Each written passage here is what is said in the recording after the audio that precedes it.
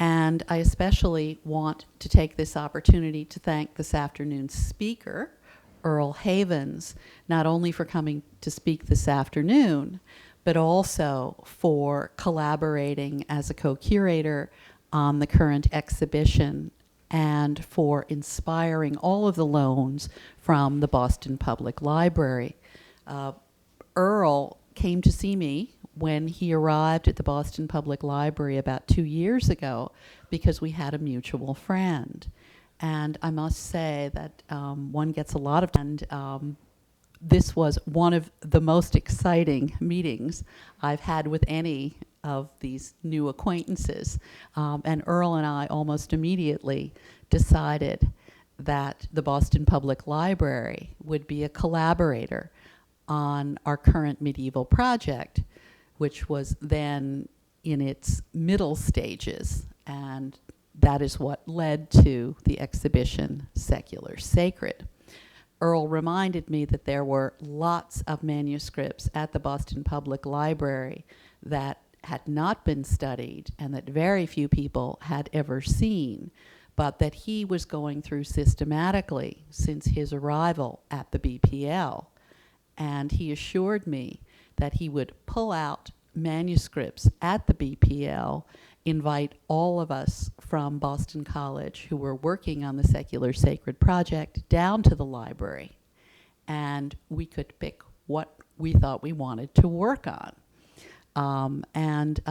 True to his word, Earl immediately pulled everything out, and true to ours, we descended on him and spent a day picking out wonderful works from the BPL collection. If any of you would like to see some of our deliberations and some of the visits that we made to the BPL on film, you can see that in the exhibition Film Gallery, and it will also be on our website sometime soon. Anyway, so let me thank Earl for all of the work that he did, and without him, the exhibition would just simply not be what it is. Earl is, beside being a wonderful curator of manuscripts at the Boston Public Library, someone that we are indeed honored to have in Boston now, is also a scholar in his own right of Renaissance studies, mostly history of art, and history of the book. He was a curator at the Beinecke Library for a number of years while he worked on his dissertation at Yale University. He's got a number of great projects that he's working on currently, one of which is on the library of John Adams, for which he's just gotten a very large grant. He's also working with us here at Boston College and the Boston Public Library on an exhibition, a permanent exhibition on the history of the book and on a catalog of manuscripts at the BPL. Indeed, we are honored to have him speak this afternoon on a subject that's very dear to his heart and to his section of the current exhibition, a title called, a title which you see at the top of the screen here, Scrolls, Bulls, Indentures, and Indulgences. So I will leave the microphone and turn it over to Earl and thank him again for all that he's done.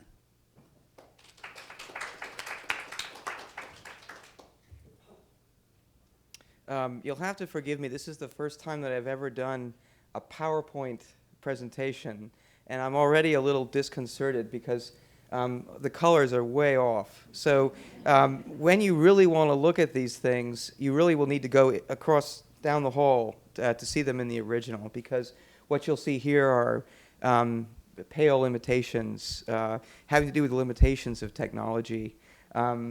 But I suppose without further ado, what I'd basically like to do is to reprise some of the discoveries that were made in the process of selecting and then preparing this exhibition, Secular Sacred, here at Boston College. And before I do, I would like to say my thanks to not only to Nancy, but also to Diana and John and Naomi and the staff of the McMullen Museum for helping to make this possible as well. The interesting thing about collaborations is that everyone is indispensable, and that it's really bringing individual differences together that creates the opportunity for discovery, such as we've had in our exhibition down the hall. Can everyone hear me all right, too? Okay. Well, I'll just begin, and if you have any questions, please feel free to hold on to them until the end. But if you have a burning question, please raise your hand. I don't feel that this needs to be a terribly formal presentation. And so I'll begin with this quotation. I have in my hand the sword of Constantine. You hold that of Peter. Let us join our right hands. Let us join sword to sword, that the sanctuary of God may be cleansed. In this hortatory remark, King Edgar of England articulated a metaphor of two distinct forms of coercive power, one that was sacred and holy, the other secular and worldly, that reverberated through nearly every aspect of medieval political theology. As with any metaphor, Edgar's vision of two swords of power was an abstract construction, an assumed verity subject to creative interpretation, adaptation, appropriation, and imitation over time. Here, the king asserted his right to deploy coercive power in the service of the state, while also acknowledging and indeed formally soliciting the power of the church to employ alternative forms of force to cleanse the sanctuary of God. And yet, when considered within the broader historical and theological tradition from which these words derive, the complexities and contradictions inherent in Edgar's statement and in the political metaphor of the two swords of power more generally become far more evident. And that's what I'll talk about today. Though the swords of Constantine and St. Peter were represented by Edgar as separate but complementary powers, his very enjoinder to let us join sword to sword belies a reality of disjunction rather than conjunction and the potential for competition rather than complement. In theory and in practice, evocations of the political metaphor of the two swords also draw attention to the blurry, protean, and at times internecine relationship between sacred and secular powers during the Middle Ages and the Renaissance. What follows is an attempt to illustrate this phenomenon both through a brief historical comparison of competing versions of the two swords theory and its reification in documentary and artistic forms of pre-modern and early modern cultural expression. In the era of Constantine and the Christianization of the Roman Empire, the power of the church, traditionally embodied in the sword of St. Peter, was subsumed within a much larger, unprecedented vision of Christian empire. Eusebius and other early church fathers represented the epical transformation of the pagan Roman Empire into a Christian one, an empire that, according to divine providence, would be turned into the service of human salvation on a scale never before imagined. At its head was an emperor, a ruler appointed directly by God, and as Eusebius famously claimed in his oration celebrating the 30th anniversary of Constantine's reign, the emperor was the worldly reflection of God to all mankind. All power emanated from God, including Constantine's own imperial power, and was guided by the emperor's special relationship with God, whose will was communicated to him directly through the Logos, the divine word. He was the, quote, divinely favored emperor, who, receiving, as it were, a transcript of the divine sovereignty, directs, in imitation of God himself, the administration of this world's affairs, allowing him to rule as God's vicegerent on earth. When situated within this earlier imperial dispensation, Edgar's sword, the sword of the quotation I mentioned before, the sword of Constantine, the sword of the secular ruler, would have been understood as absolute. He and his magisterial successors, such as Melchizedek, King David, who you see represented here, and Solomon before them, would have embodied both rex and sacerdos, king and priest, a ruler of holy church and secular state at one and the same time. Such a king, much as St. Paul instructed in his letter to the Romans, was to be understood as a minister of divine providence as well as a secular magistrate, who, quote, beareth not the sword in vain, for he is the minister of God, a revenger to execute wrath upon him that doeth evil, close quotation. These Old Testament and Constantinian traditions of sacred magistracy constituted but one permutation, however, of a vast range of theories and formularies that elevated the power of the secular magistrate over the church, or alternatively, favored the authority of the church over temporal as well as hieratic affairs. In nearly every form, these competing claims of authority tended to raise the profile and power of the one institution at the expense of the other. While Eusebius hailed his emperor as rex et sacerdos, for example, St. Ambrose sought to reduce the office to that of a filius ecclesia, a son of the church. It was an alternative familial subordination of the secular ruler to Mother Church that would find its clearest and most profound manifestation in Ambrose's famous rebuke of Theodosius I for his perpetration of the massacre at Thessalonica and his subsequent exaction of imperial penance for the sinful deed. The most explicit articulation of the two swords theory and the attendant church-state competition that it could often inspire occurred a century later in a letter from Pope Gelasius I to Emperor Anastasius I in 494 of the Common Era. The locus classicus of the two swords theory and one of the most enduring of patristic sententiae, Gelasius argued that there were exactly two forms, duo sunt, of rule. The world is chiefly governed by these two, the sacred authority of bishops and the royal power. Of these, the burden of the bishops is greater, insofar as they will answer to the Lord for the kings of men themselves at the divine judgment. You know, most merciful Son, and this is the Pope writing to the Emperor as his son, that although as a filius ecclesia in the most explicit way, for you know, most merciful Son, that although you rule, excuse me,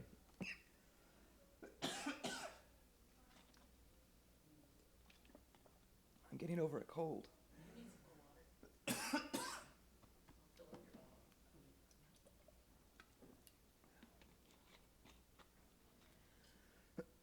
Excuse me. I think I have enough water.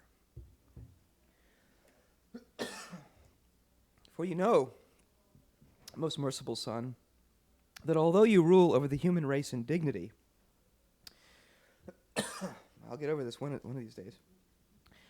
For you know, most merciful Son, that although you rule over the human race in dignity, you nevertheless devoutly bow the neck to those who are placed in charge of religious matters. Excuse me. And seek from them. I'm glad I gave you this quotation in writing so you can actually get through it. I'm going to take another second to pause. For you know, most merciful Son, that although you rule over the human race in dignity, you nevertheless devoutly bow the neck to those who are placed in charge of religious matters, and seek from them the means of your salvation. In what concerns the receiving and correct administering of the heavenly sacraments, you must be subject rather than in command. By formally defining the place of the Christian Roman emperor in direct relation to the sacred priesthood of the Christian church in this way, Gelasius' statement represents a culmination of arguments for a more well-defined place for the church within the Roman Imperium, a tradition that had begun decades earlier in the pontificates of Innocent I, Boniface I, and Leo I. The rex ad sacerdos model of concomitant sacred and secular kingship must give way, the church argued.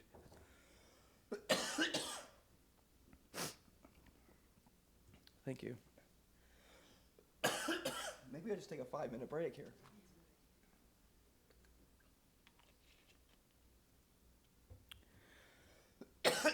Pictures for you to take in.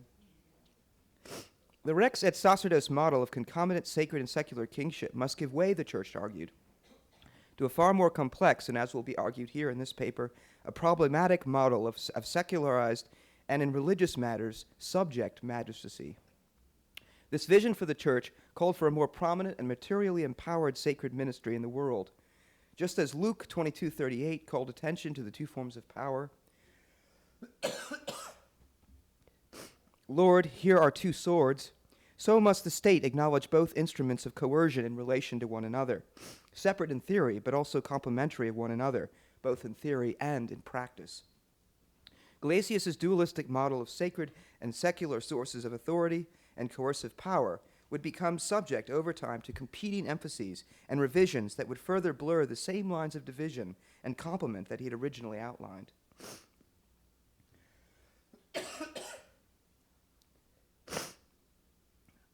Political realities and alternative traditions of sacred kingship in the various kingdoms and principalities of Europe militated against Gelasius' attempt to define a clear and autonomous spiritual jurisdiction for the church in the late Roman society.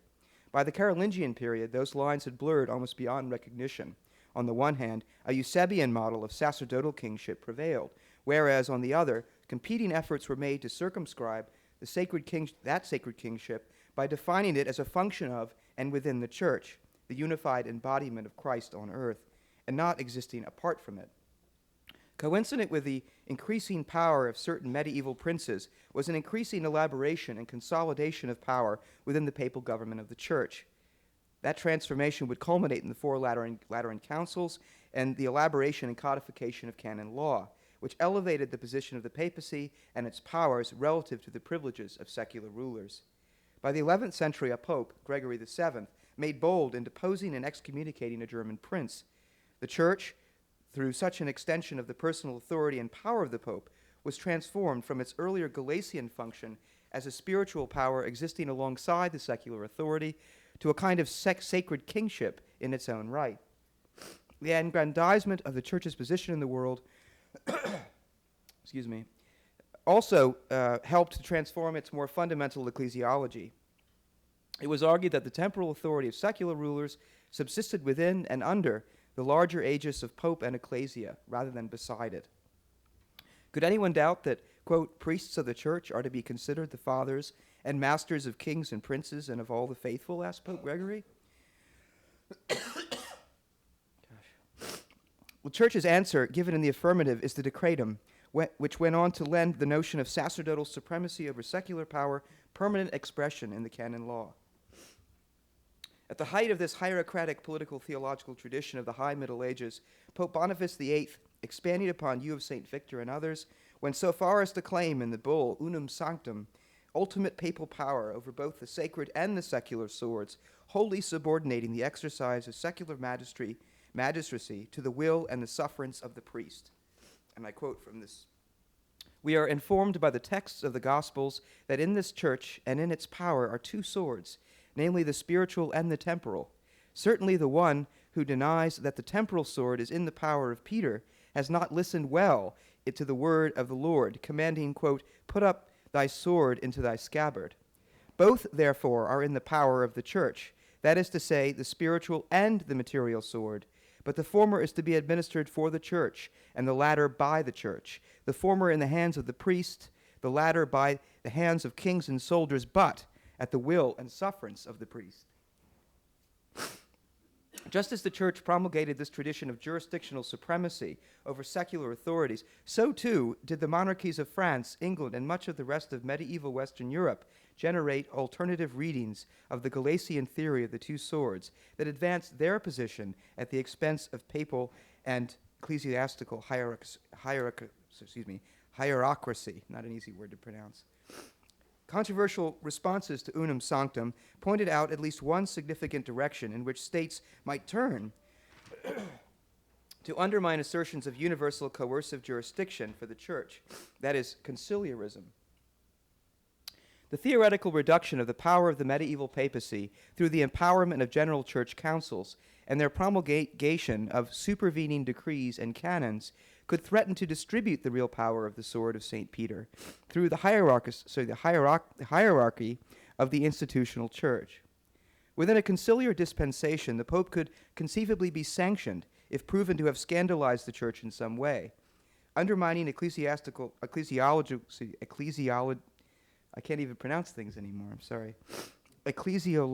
unity and harmony.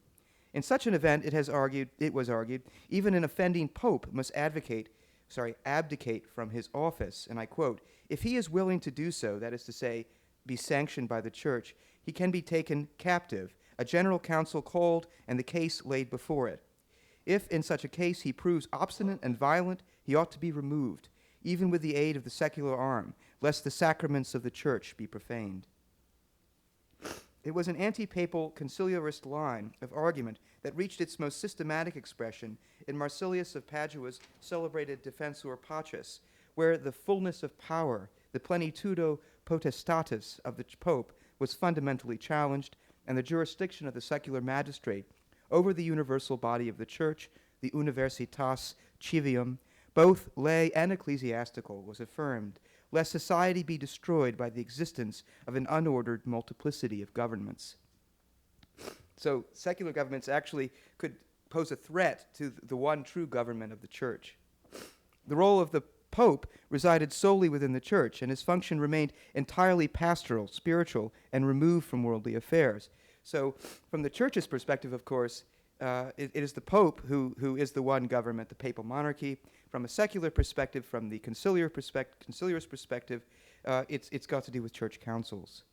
The role of the Pope resided solely within the Church, and his function remained entirely pastoral, spiritual, and removed from worldly affairs. The dualism of the Galatian two swords could, in this way, wrest the previously usurped secular sword of Constantine from the hands of the high medieval papacy, while vastly diminishing the relative coercive power of the sacred sword of Peter in religious as well as temporal affairs. Though even this briefest of surveys of certain versions of the medieval political theology of the two swords can be described at best as highly selective, it nevertheless underscores the complexity, if not the practical impossibility, of a clearly defined Galatian dualism between church and state within a Christian commonwealth. It is a narrative that can be extended to the visual as well as the theoretical realms. The Galatian ideal of balanced, separate, and complementary secular and sacred realms, and the array of competing formulations and variations upon the theme that emerged over many centuries, also entered into traditional forms and modes of artistic expression. If less precise and more subjective than a carefully laid out medieval quaestio on the relative merits of hierarchy and sacred kingship, an array of medieval objects and works of art can be seen to have, nevertheless, reflected, either directly or indirectly, a similar complexity at the visual and allegorical levels with regard to the relationship and relative powers of sacred ministers and secular magistrates. And this is where I begin to talk about pictures, so this is the fun part. One particularly candid and conscious illustration of the two swords in the art of the Middle Ages is represented in the Boston Public Library's illuminated genealogical scroll of sacred and secular history, from the 6 days' creation to the year 1380. The content of the scroll appears to be based upon a variety of sacred and secular sources, including the Compendium Historiae of Peter of Poitiers, Geoffrey of Monmouth's Historia Regum Britanniae, as well as the sacred texts of the Bible and even the Speculum Humanae Salvationis. While the manuscript's representational and textual schemes were clearly shaped by those sources, its more fundamental organization into two parallel histories, the history of the Old and New Testaments and of the Church along the left side, and the history of secular kings and emperors along the right, derives squarely from the Galatian dualistic tradition of the two swords occupying two separate parallel paths in the larger course of human history.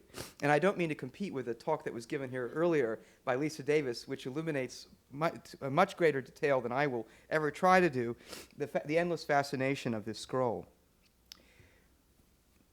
The bifurcated representation of sacred and worldly history takes full advantage of the two swords tradition, and through the vehicle of genealogy, of royal and papal authority invested in lines of direct genealogical descent. For the Church, the line of descent is biblically and historically lineal. Its place in the historical past can be traced all the way back to Adam and Eve, to the very beginning of God's providential plan for all of mankind. With the close of the New Testament, the biblical history is naturally continued in the form of continuous apostolic successions from the original see of St. Peter himself on to the sitting pope in the year 1380. The representation of secular history along the right side of the scroll constitutes a third form of genealogical descent That is, in addition to being lineal and sacred history, is also a mythical history. Philip the Good and the Saint King Louis IX could trace their ancestry, according to this arrangement, directly to Pharamond and Clovis, and Henry III of England to William the Conqueror, and before him to King Arthur himself. That mythical line extended even into the long shadows of antiquity, to the very blood of heroes, to Brutus of Albion, Aeneas, and King Priam, among others, and on to their legendary settlement of Europe and their founding of her great cities. The implications of this dualistic narrative present several implications for the tradition of the two swords, and the particular nature of their interrelationship. Rather than take on the issue of sacred kingship and the intermingling of royal and sacerdotal authority through the placement of King David and Solomon and others exclusively within the narrative of sacred history, as this scroll does, though both were rulers of the nation of Israel, as well as God's chosen instruments of divine providence on earth, as rex et sacerdos, their central place in biblical history allowed them to be unvitiated by the secular world, and as such by the larger history of secular kingship, which of course extends to the sitting kings of France and England in the late Middle Ages. However, this division of human history into sacred and secular narratives is hardly seamless, as specific portions of the scroll and the larger narrative also demonstrate, particularly at the moment where the historical narrative divides into parallel and separate sacred and secular divisions, with the immediate descendants of the sons of Noah. Here we have Noah constructing the ark, and then subsequent to that, all of the various descendants. The offspring of Noah's sons, Shem and Ham, are subsumed within the scroll's sacred narrative to the left side of the scroll, as founders of the tribes of Israel and builders of the Tower of Babel. The scions of Japheth, on the other hand, include pagan heroes from the siege of Troy, in a line of succession that directly links the ensuing genealogy of secular kings and emperors directly back to Noah, while at the same time silently passing by the fundamental interrelationship of the sacred and the secular in the larger genealogical scheme through that holy, indeed that biblical descent that appears before Noah, and in the person of Noah as well. European kings are portrayed in their armor and robes of state, and with a few exceptions, are depicted with little or no relationship to the Christian faith or to the institution of the church throughout the right-hand portion of the scroll subsequent to this part of the narrative. Charlemagne, for example, stands alone with his imperial crown, orb, and secular sword in hand, wearing a blue robe decorated with the gold fleur-de-lis. It is a representation that depicts Charlemagne in full imperial splendor, after, rather than during, his historic coronation by the Pope, who was said conspicuously to have declared 3 times at the anointment, Carolus Augustus, crowned by God. Charlemagne's own position within the sacred and secular distinctions represented by the 2 separate columns of the scroll is complicated as well by the fact that this particular miniature appears within the sacred historical half of the text, that is to say, the left-hand side of the scroll, rather than in the secular position along the right. So in some cases, there's an opportunistic attempt to associate who are effectively secular rulers with the sacred narrative. And that happens in 1 or 2 places in the scroll, constitute anomalies, but also perhaps rectify problems in the narratives themselves from which the text derives, that variety of narratives. This, of course, will be clarified with further study. A handful of the miniatures in the secular half of the scroll do draw attention to the relationship of secular rulers to the church, 2 of them representing acts of voluntary patronage toward the church itself, a subject that did not, it may be presumed, effectively undermine the secular narrative of which they are a part. One of these, King Dagobert's founding of the Abbey of Saint-Denis in the year 630, and the replacement of the original chapel with a large basilica, the beginnings of which are represented in this image, represent an act of royal generosity toward the church that was elective rather than obligatory, and no usurpation of the church's authority. Despite its emphasis on the largesse of the king, the image must also draw attention to the unavoidable fact, however, that the king was himself a member of the church, in addition to his role as a secular leader, and as such, theoretically subject to its spiritual offices in one form or another. It was to the church that one must prepare for baptism, for the sacrament of marriage, for the anointment of a king, for last rites, and other of the essential stages in life leading to salvation. Ritual confession and the issuing of the sacraments by the clergy to secular rulers are, however, almost nowhere to be seen in the scroll its cycle itself, except perhaps in one scene, which we'll talk about in a moment. A similar image appears in this representation of King Lucius of Britain, who is here shown in the ordination of bishops and archbishops. The event recounts a similar act of royal support for the church, that is to say, similar to Dagobert, drawing attention to Lucius's legendary role in personally intervening to introduce Christianity, the founding of the Christian church in Britain. According to Geoffrey of Monmouth, following the king's initial petition to the Pope to send priests for the conversion of Britain itself, those that came went on to baptize Lucius, an event that is notably not represented in the scroll, in the secular half of the scroll. And subsequently, they're going on to ordain some 28 flamines, or pagan priests, and 3 archflamines as bishops and archbishops, respectively. In the Lucius miniature, however, the king is shown enthroned and presiding in full regalia, crowned with his scepter, raised before 2 kneeling bishops. They are not standing as equals, they are kneeling before the king. One arm with a cross staff, the other with the crozier that was traditionally conferred upon bishops during their consecrations. In an image that is perhaps more suggestive of submission and subordination on the part of the church than of any complementary equality or outright jurisdictional separation of secular and sacred powers. So often we move in and out of the separate narratives as we proceed through this larger supervening narrative of sacred history, which makes this larger visual scheme exceedingly complex, and I think in my own basic research fundamentally linked to the narrative text in which they appear and in which they're essentially embedded.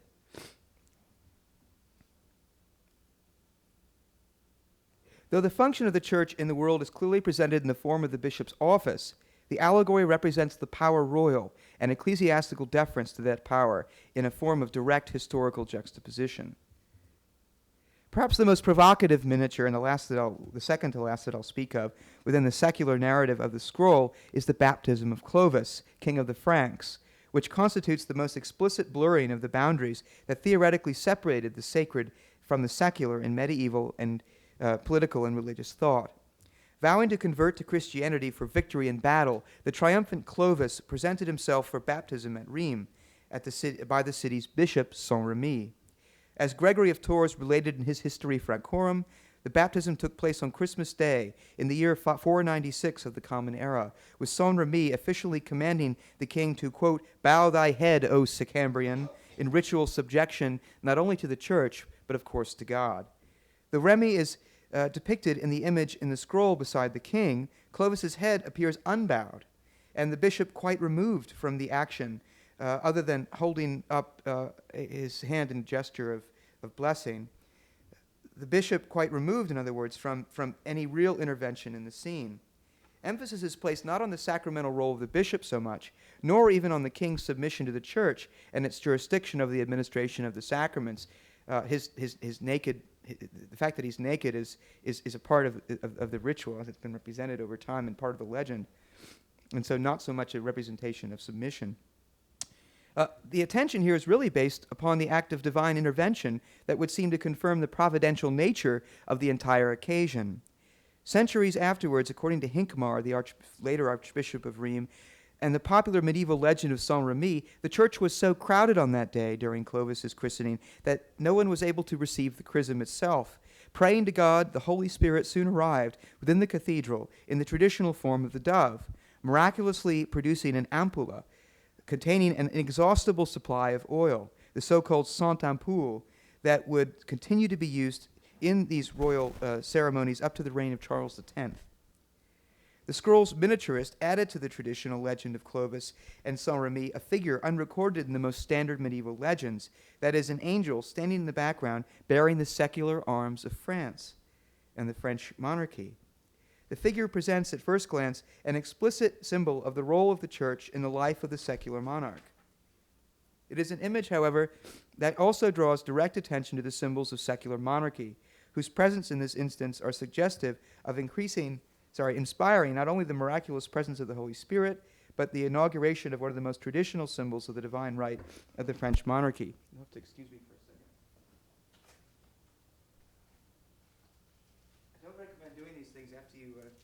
had a cold. So I'm just going to...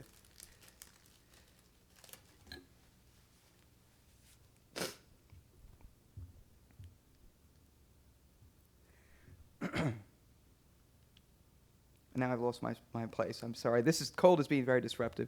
I'll back up a bit. It is an image that also directs attention to the symbols of secular monarchy, whose presence in this instance are suggestive of inspiring not only the miraculous presence of the Holy Spirit, but also the inauguration of one of the most traditional symbols of divine right of the French monarchy. The angelic presence presenting the king's arms might be interpreted in multiple providential significances that intermingle rather than differentiate the sacred and secular spheres in the context of Christian kingship. It may suggest that Clovis's kingship descended upon the world much like the ampoule, directly from God, or alternatively, in Saint-Remy's role as Baptist, it might suggest the power and authority of the church in supporting and lending sacred authority to the secular ruler. These interpretive permutations, while inherently speculative, nevertheless underscore the tenuousness of the two swords metaphor in the context of a very real secular and royal interdependence upon the church for the official administration of the sacraments, as well as upon the traditional rituals of European kingship throughout the Middle Ages. Another prominent miniature in the scroll is the figure here of King David, represented in the sacred historical portion of the document. Though he was traditionally represented as one of the 9 worthies, along with Joshua, Judah Maccabee, Charlemagne, King Arthur, and others, and these are all represented in the scroll, many of whom are shown in the scroll with their secular arms, David was endowed with no such arms at all by this miniaturist. Instead, David's dual function as sacred king, both rex et sacerdos, was illustrated in his simultaneous appearance as ruler, wearing the crown and courtly robes of his office, and as psalmist, as signified by the presence of his musical instrument. Religious and historical illuminations in quasi-historical forms, such as the Boston Public Library's magnificent 15th century scroll, were not the exclusive visual preserves of imagery redolent and interpretive of the relationship and relative powers and jurisdictions of church and state during the Middle Ages and the Renaissance, however. Such representations also appeared in the physical instruments of power and jurisdiction employed by both institutions in their everyday transactions. While certain of these do clearly represent and consciously seek to symbolize the authority of the secular ruler in a manner that was exclusive of the church, or alternatively laudatory of the jurisdiction of the church and the prestige of the papacy, such images often, if not invariably, reflect the concomitant reality of their institutional, ideological, and practical interdependence. In the context of secular power, this is well represented in a finely printed book painted book cover commissioned by the Bekerna, the exchequer of the Sienese city-state, from the collections of the Museum of Fine Arts, Boston. This is the one item from the MFA that I'll talk about. Otherwise, I'll shamelessly favor and promote the Boston Public Library's collections. Painted on wooden boards, these often highly secularized and politically thematic pieces were designed to cover the parchment registers of the Camerlengo, or official board of the Bekerna, and of the Proveditore, who were charged with the day-to-day supervision of revenues and expenses at the close of their 6-month terms. In this part of Italian history, these early republics involved heavy participation on the part of the male population, or at least the moneyed male population, in civic government. And this is an example of that.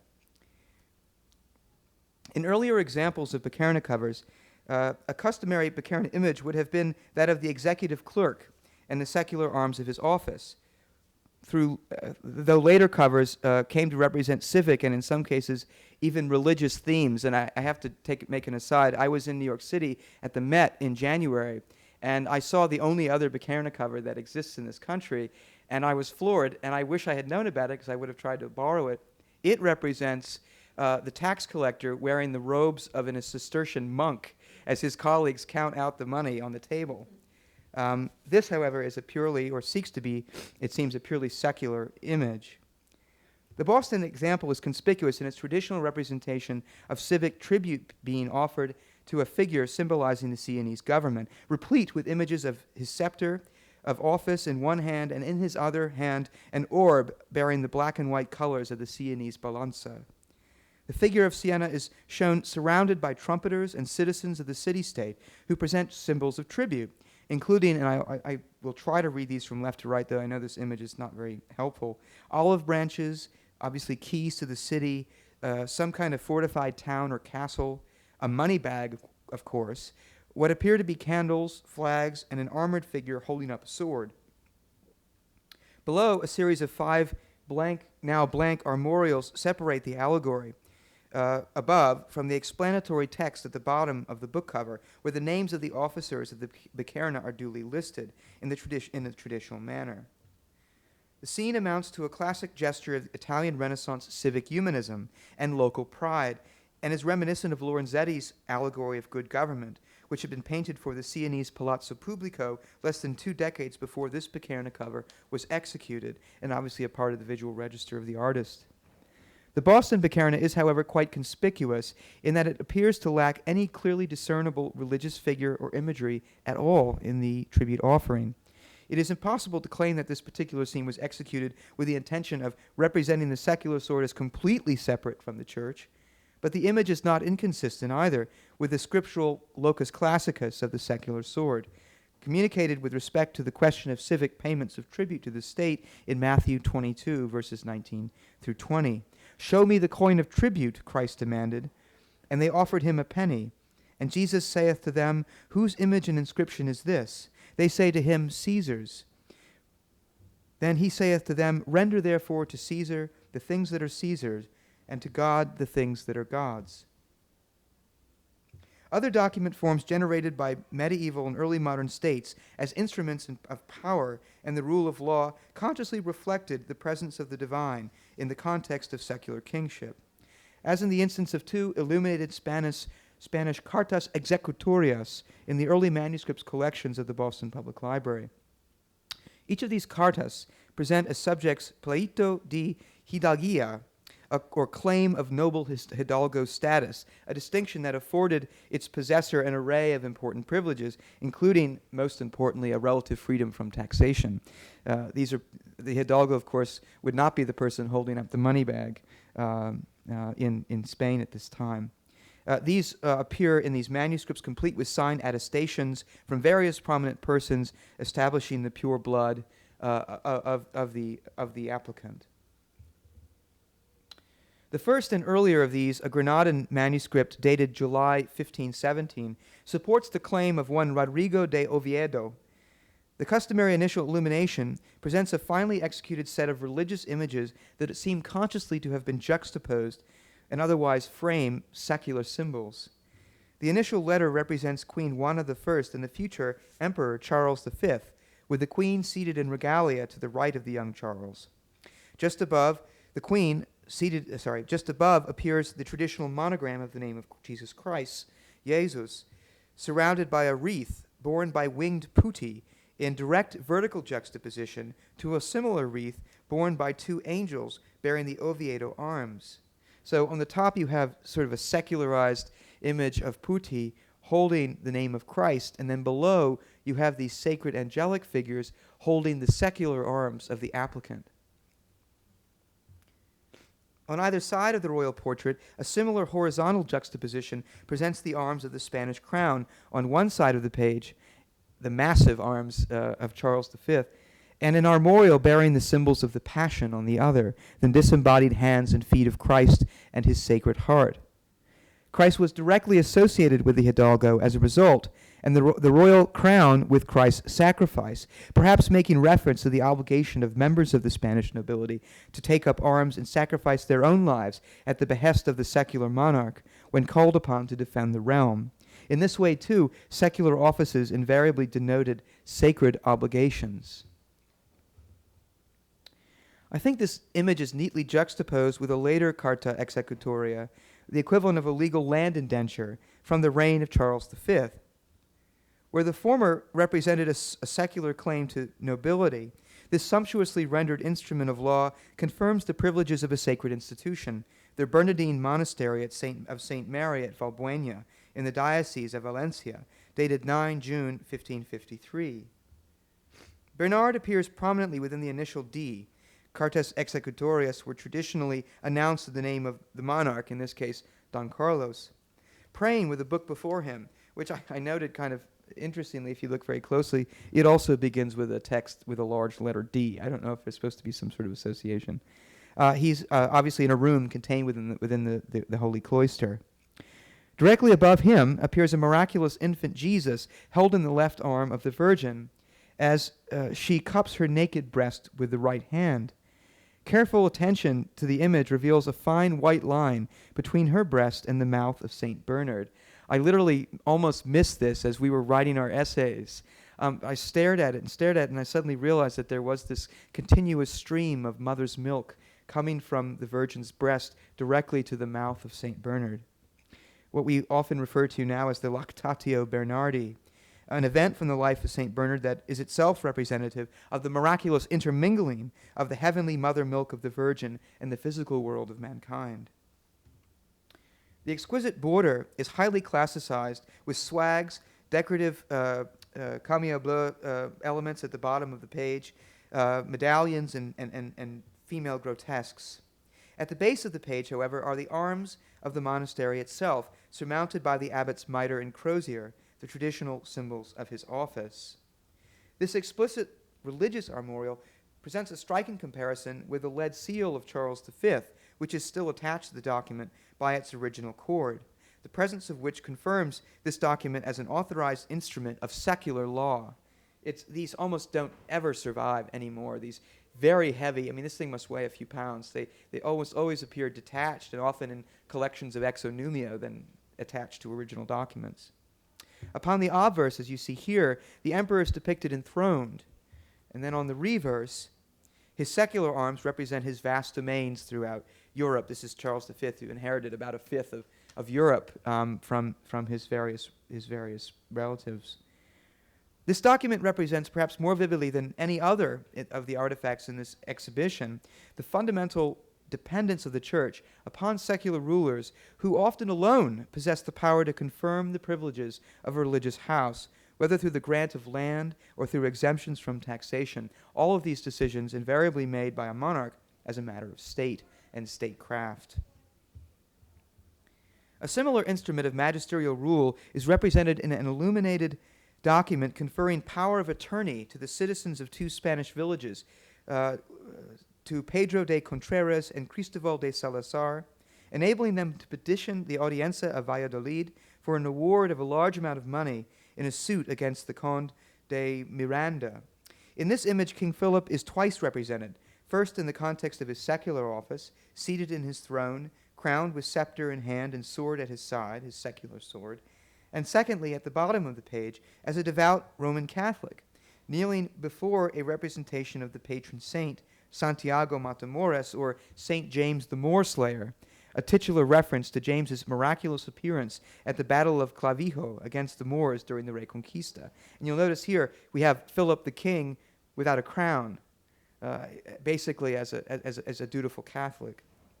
The juxtaposition of the uncrowned kneeling king, still armed with his sword, however, gazing upon the triumphant St. James, whose own sword is held high in holy war against the Moors, constitutes an explicit and literal juxtaposition of the sacred and the secular swords, though in a manner that hardly functions within the confines of traditional Galician dualism of two separate but complementary spheres. The image places two vignettes, one of the secular authority of European kingship, the other of the ruler's self-anointed role as the defender of the faith, into direct connection, with little indication of their reconciliation or the particular nature of their distinction within the single person and office of the most Catholic king of Spain. Despite the fact that there is a clear religious reference here to a saint, there are no other references to the church. This is a document that emphasizes the various roles of a king. The Church, for its part, produced and depended upon similar instruments for the everyday representation and exercise of ecclesiastical and papal authority, such as the traditional papal bull. I don't know how many people in this audience have actually ever seen a papal bull or seen a papal indulgence, and so that's one of the reasons why I thought to represent images of these. Well, obviously we have somebody in the room. Perhaps for some comparison. The familiar term for this document derives from the bulla or leaden seal attached to it for purposes of authentication and legal authority. These apostolic letters were normally issued by the papal chancery, communicating the will of the papal see, as is further indicated in the customary titular papal superscription Episcopus Servus Servorum Dei. This physical documentary manifestation of the Pope's wielding of the sacred sword is further adorned with the traditional representation upon the lead bulla of Saints Peter and Paul. The two figures are separated by a cross between them and by two small vertical inscriptions, PA on the left and PE on the right, ostensibly identifying each respective portrait to the initial two letters of their Latin names, Paulus and Petrus. The specific Pope's name was normally identified on the reverse of the seal, as it is here, in a simple textual inscription, Urbanus Papa 8. In every sense, an instrument of the sacred power of the Pope, this bull contrasts curiously with a related tradition of official exonumia, commemorative medals traditionally cast or struck in honor of the apostolic see. About a half dozen different genres of medals are known to have been commissioned in the late Middle Ages and the Renaissance for the Church, including the so-called annuale, or annually produced medals, introduced on June 29th, the feast day of Saints Peter and Paul. The reverses of these medals normally reflect whatever the Pope elected to designate as one of the most important events relating to the Church during that past year. One of the most famous of those was actually struck in the 16th century after the massacre of the Huguenots in France. That was considered to be one of the great triumphs of Catholicism and designated as such by the Pope in his annuale medal for that year. It's the Huguenotorum Strages, or the massacre of the Huguenots, and it's a rather rare and quite valuable medal. Other medal forms were issued to commemorate new papal elections, washing of the feet devotions on Holy Thursday, Holy and Jubilee years, as well as papal voyages.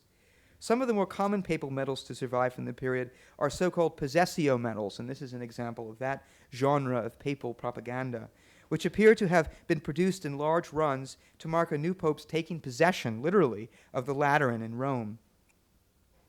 One conventional example of a Renaissance papal possessio marked the accession of the Borgia Pope Alexander VI to the throne of St. Peter. Talking about the relationship of the sacred and the secular, we're now staring at the portrait of perhaps the most worldly of the Renaissance popes. What is of particular interest in this example is not so much the Pope's portrait on the medallic obverse, and this is not a very great image because this is probably a early 16th century recasting of the medal from an old, from the original, so struck at some later commemorative event. What we're most interested in is the reverse, which displays not only the papal triple crown tiara and the keys of St. Peter, but those surmounted upon the secular arms of the Borgia family. In this way, the sacred and the secular were literally conjoined in a single heraldic image. It was not an inappropriate gesture for one of the worldliest of worldly Renaissance popes, but closer examination of the tradition represents that this conjunction of secular arms with the sacred symbols of holy office was quite commonplace during the Quattrocento and persisted well, it turns out, into the 17th century in medals of popes as well as of lesser princes of the church. And one of the exciting things about doing these exhibitions, in my research on this, I believe I can now say with some confidence that this tradition of surmounting the secular arms of the Pope with these sacred images disappears from papal medals quite abruptly after the Council of Trent, perhaps in an attempt to desecularize the iconographic traditions of the papacy in the 17th century, in the late 16th and the 17th centuries. Though there is some persistence, particularly in medals having to do with cardinals and princes of the church. But again, it's an interesting area of research that I've begun, and it's something that grows out of doing this kind of quirky research on these kinds of materials. Looking at this image and keeping it in mind, we see it represented again in this document, surmounting a pope's secular arms with the papal tiara and keys in a striking illustration of a handsome manuscript Italian papal indulgence, naming the Countess Rangon and her aristocratic family. This writ of indulgence, which essentially constitutes an extra-sacramental remission of temporal punishment for sins already forgiven, effected through the agency of the Church's power of the keys and by the superabundant merit of the saints and of Christ's passion, was issued during the pontificate of Innocent VIII, whose arms appear in the upper left-hand corner of the page.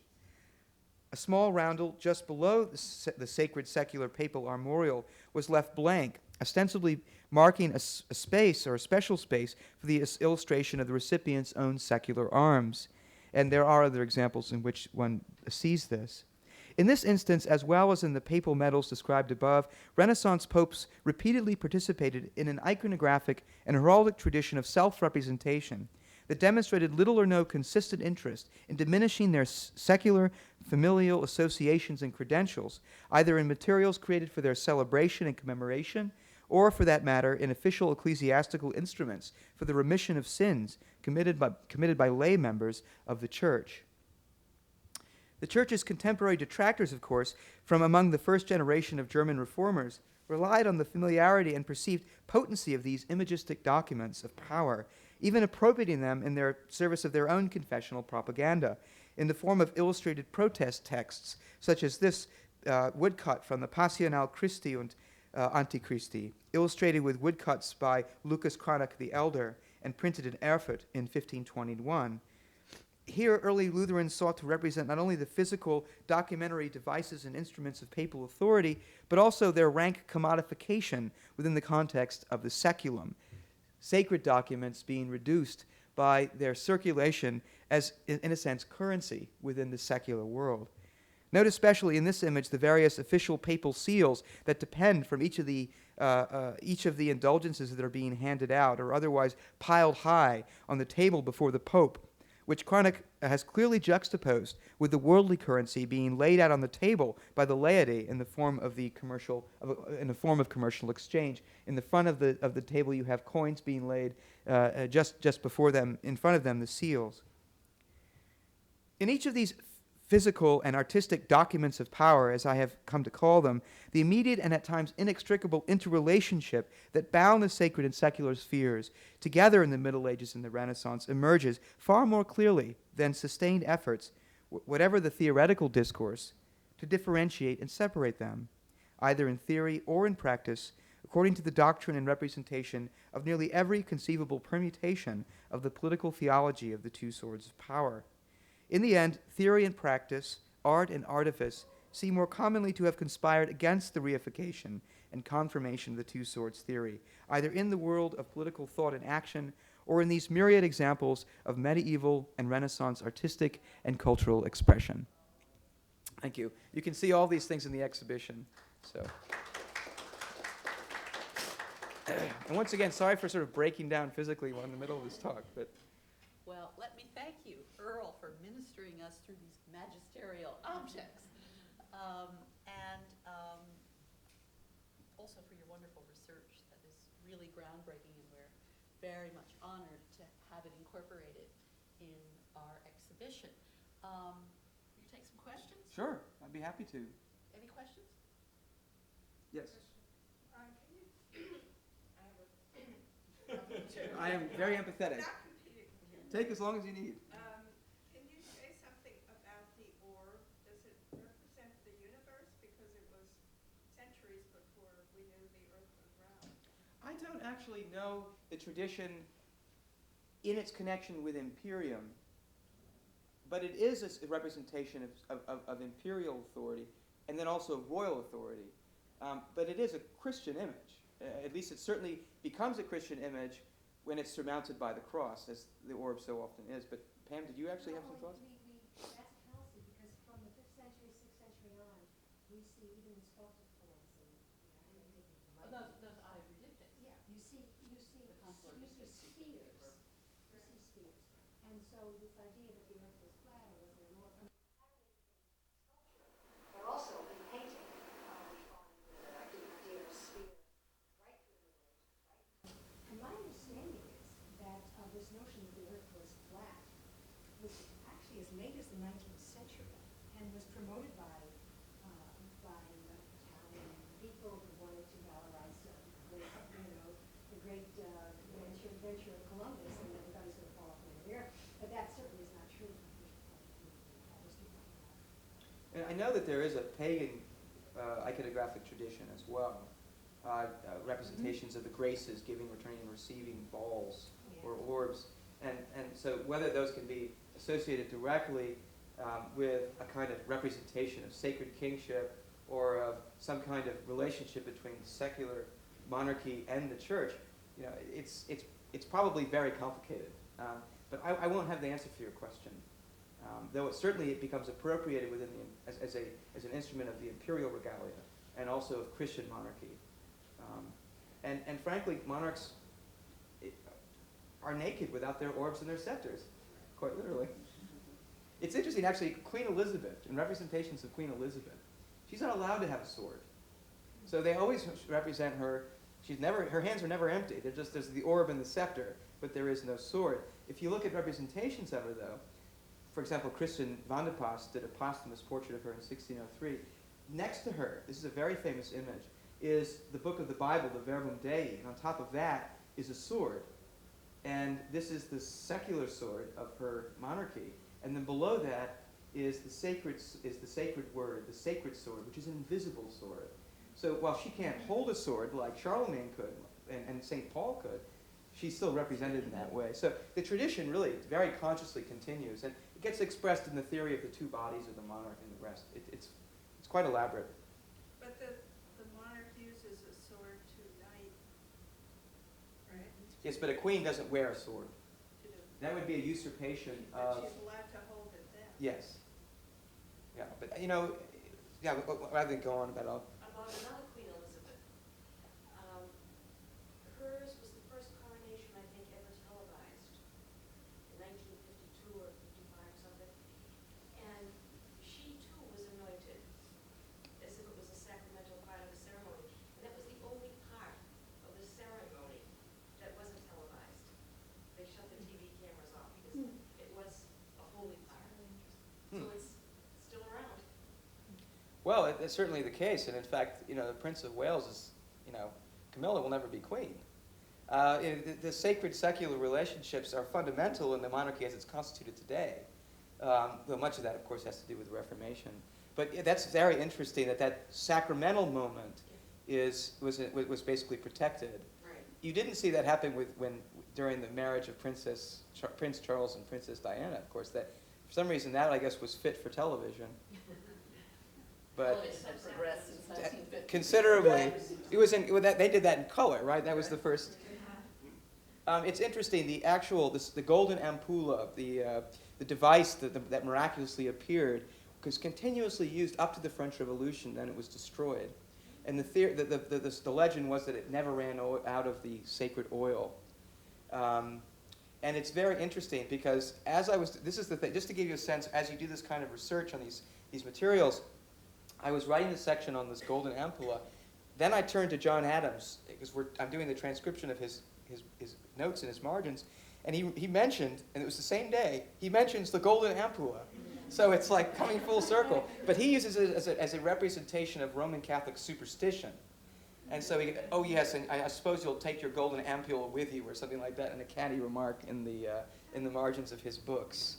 So you can even make these connections. But it is certainly a myth or a legend that endures in the memory of French sacred kingship and in the theory of sacred kingship. Yeah. When you talk about the secular arms of the popes, these are in all cases their family. They're family arms. And in fact, if you go to Rome, you'll find in the Palazzo Navona, I think, in some of the structures, you'll see the same thing, actually architecturally rendered in a permanent form. Well, the Palazzo Pamphili, which is right there. Right, and all of these, To the left. all these cardinals' palaces, they're heavily adorned with secular, with these credentials. Because of course, you know, you purchased your office as a part of statecraft, and you used your office to promote your family, much in the way, you know, you married the church instead of a rich princess. And so that was the institutional implication. And one other question about this, the sacred sword. Are the saints? Does this go all the? What's my question? Does this business of the saints having a before the empire becomes Christian, do you know? Or is this the idea of the two swords come about once the empire, the Roman Empire becomes? It's not articulated. I mean, it may well have, but I don't know of much evidence. But it's certainly there are certainly foundations within Scripture, particularly within the Gospels and in the Pauline epistles, with references specifically to swords in the context of power. Now, what else is said, and this is very confusing, the sacred sword is represented in the Scriptures as an invisible sword. So that's always a problem. How do you represent an invisible sword? Well, Queen Elizabeth's hagiographers represent a Bible. And of course, that's quite appropriate for a Protestant dispensation. But, how do you represent something that isn't there? Often you'll see St. Peter chopping off the ear of the Roman soldier with a sword.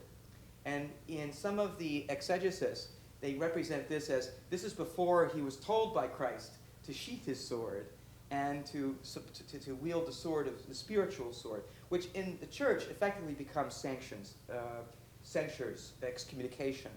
That's basically becoming decapitated in a sense in your relation to the church. Is that connected to Christ saying, I come not with peace but a sword?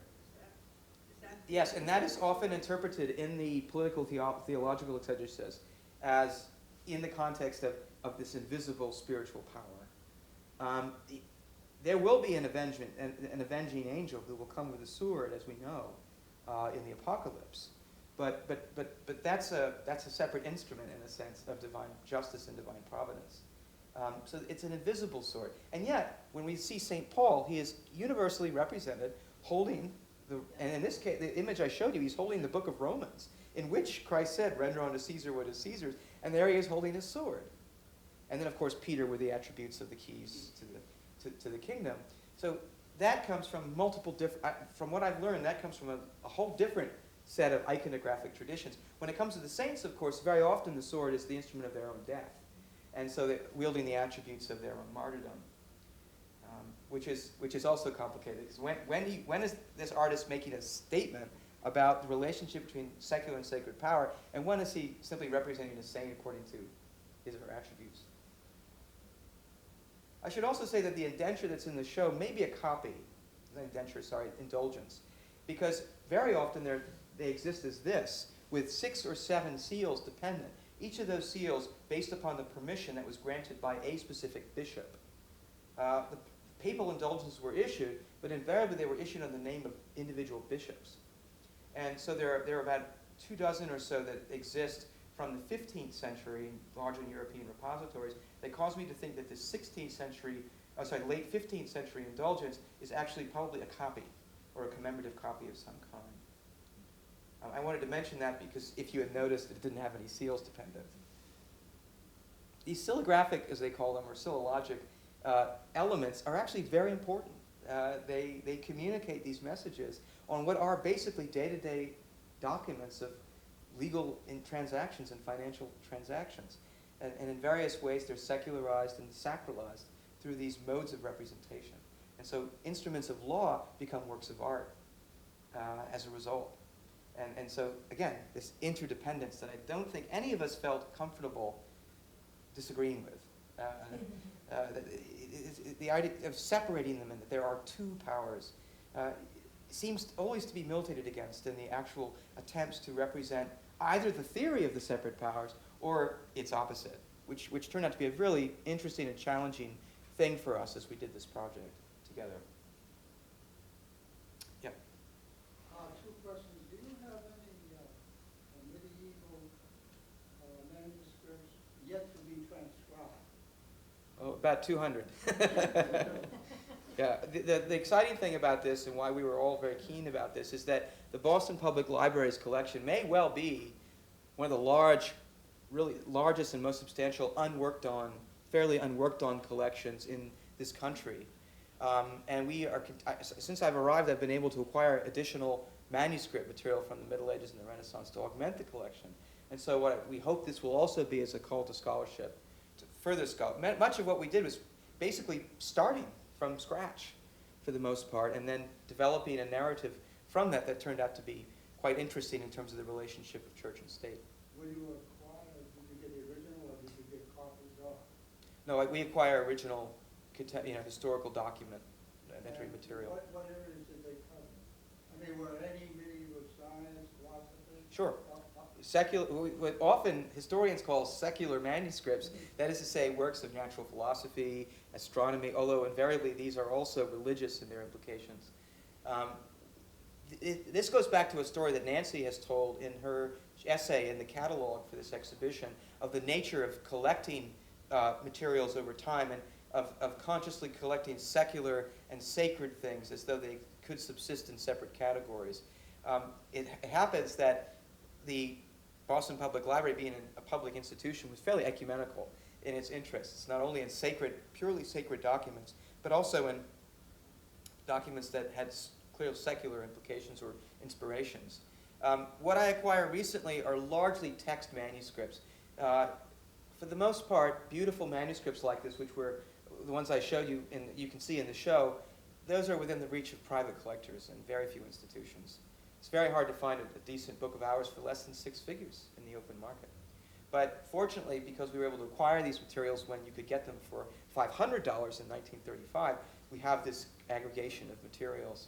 What are some of the areas of writers, of Classical philosophers, canon lawyers, glossadors of the Bible. We have many books of hours, which are personal works of devotion. We have scientific treatises. We have treatises that talk about chess and the game of chess and how it was played in the Middle Ages. And I mean, I could spend 20 minutes talking to you about all of those things, but some of that is described well in publications that were produced by the library in the earlier half of the 20th century. So I would suggest that you have a look there to get more in-depth information. Well, when I was in grad school, to get myself revitalized my high school life, I took a gamble. And I solicited from the Bodleian Library an astronomical treatise from Simon Gray, 14th century. They're about, I got what I thought was the base copy, but if you're going to do the actual authenticated transcription, for it to be complete, you better get all other copies. You have to collate the extant copies to Right. identify a Is it reliable called text. redaction? I'm sorry? Never mind. But I got that, then I noticed that there were all these others, so if I did it, it's still far from complete. But I did it by going to the NYP, the New York Public Library, and I was doing research, and it was a 16th century book. And what I was majoring in was the history of Western science, and I was looking for something to do with my thesis. And I saw this one-page transcription into normal line. This work by Simon Gray called The Theory of the Planets. It's a standard work which was done in the Middle Ages. But there it was in normal Latin. So that was, to me, the key. So I Xeroxed that. Then I got the MSS over, and then I used all I saw the text and then the transcription. So I've got my own dictionary, so that when I went through the treatise, which was say 8 or 12 pages, I knew what most of the letters stood for. But that was my experience, and it's still unfinished now. But the other question I want to ask is, I've heard that there are movements from Microsoft, Google, who want to go into some of the European libraries and then make copies of everything. That's happening now. Not with medieval manuscripts so much, though the Digital Scriptorium, which is another initiative that has, from different periods of time associated with different universities, is attempting to make these accessible electronically, and it's done quite a good job of that. That said, they still have many, many decades of work to go before they can create a true digital scriptorium, that is to say, a kind of resource that makes these texts available to a large amount of people. But digitization has become the standard sort of way of creating access in libraries and in museums and universities with regard to these materials. So yes, that's ongoing. What's the scope of what they want to do for a given library? Well, it just depends on, I guess it depends on the project and depends upon the funding and the resources. And there are many different initiatives going on. Some institutions are doing their own scanning in-house and of their own collections for their own purposes, and then others are doing them based on grants or based on consortia and the rest. So, Well, let me thank you again for an absolutely wonderful despite the lecture. coughing. Well, this is truly a sacred secular man. Anyway, thanks again. Thank you.